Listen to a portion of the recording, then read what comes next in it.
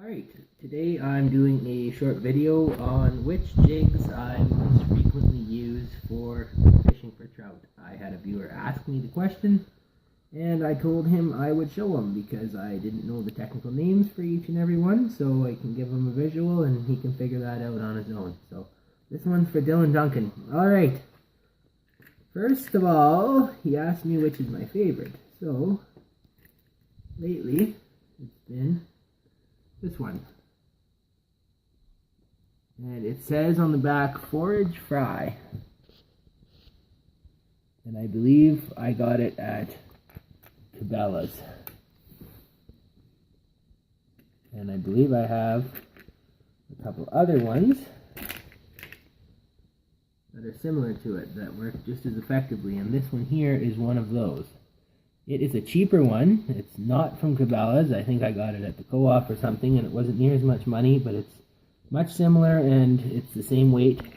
The thing about the little jigs is you have to make sure they're heavy. I hear the best ones are the tungsten ones, but I don't believe any of mine are tungsten, unless one of these might be. I don't know, but I just try to make sure they're relatively heavy so you don't need too many weights on your line when you're fishing for rainbow trout. And the smaller the hook, the better, especially when you're fishing for smaller trout, like in stocked ponds and whatnot, which is mostly what I do. This one here is one that we used last year quite a bit, and it was fairly effective. And I have another one which I often use, and I find it really effective also, and it's this one. It's a little bit bigger, but it's nice and heavy, and it hangs in the water like this, and you just put a piece of shrimp or whatever you choose to use for bait over the end, and the fish comes in and grabs it, and you get them in the top lip every time. The other thing about these small jigs is make sure they're sharp. I usually run them over my nail, and if it kind of scratches my nail, I know, okay, it's fairly sharp. So anyway, that's one thing about that. And I've used this one quite a few times for stock trout. Same with that one. I mean, all of these usually work pretty good. Like I said, that's just a J hook, which I do use for rainbow trout quite often too. I'll just put a piece of shrimp on a J hook, a couple sinker weights like this, pinch to my line. This is for smaller rainbow trout usually. Like where I fish, they're not real monsters. The bigger ones, there's other techniques, but these stock trout, this is how I fish for stock trout anyway. So I put these sinker weights probably about this far up the line, maybe about 12 inches, something like that, and just put a shrimp on the tiny J. I mean, size is crucial when it comes to trout. Small hook, and yeah, nice and sharp, sticks to my finger. Anyway, that works too. So this one I've used for larger trout. It's just a basic jig head. I'm sure you've seen that before. And I do have some of these spoons. They're small. These work good too. I've used these for trout on several occasions. They're painted on one side and they're shiny on the other, so they actually give a little bit of flash in the water. And same thing, just bait the barbs, treble hook on the end, and hang her in the water and hope for the best. Sometimes trout like it real. The stock trout, they don't like you to move it at all, so in that case the spoon's not effective.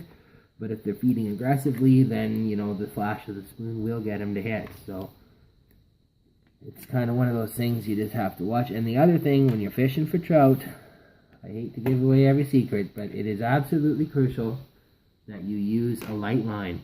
There's so many people out there with the same rod. They're fishing for pike one weekend, and they're fishing for trout the next. And they're using the same rod, and I know they're using the same rod. I can't catch anything.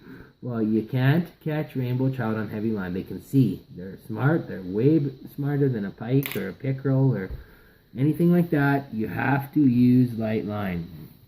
And by light, I mean light. The lightest line you can buy at the store. That's what you use for stock trout. I personally, I run about somewhere between a 4 and a 6 pound test. Right now, I believe I have a 6 pound fluorocarbon line on my trout rod.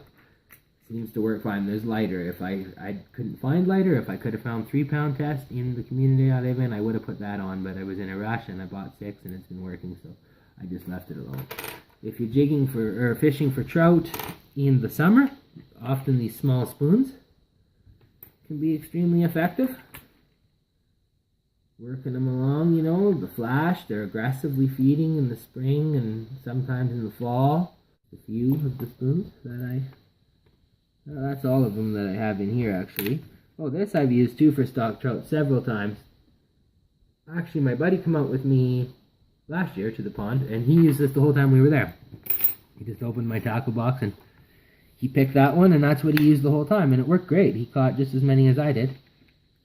And this one I've used many times for trout too. It's got a little flash to it. It's just kind of a heavy jig. It's nice. It gets to the bottom quick. And these PKs, I've used those for trout. This one glows in the dark. Pretty good.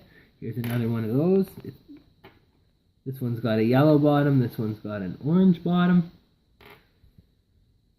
Yeah, and then I got a few more of those heavy-duty jigs. These are nice and heavy. They could be made of some sort of heavy metal. I'm not sure on that, but they work good. So that's what I use, and that's pretty much the extent of my trout rigs. That's what I do.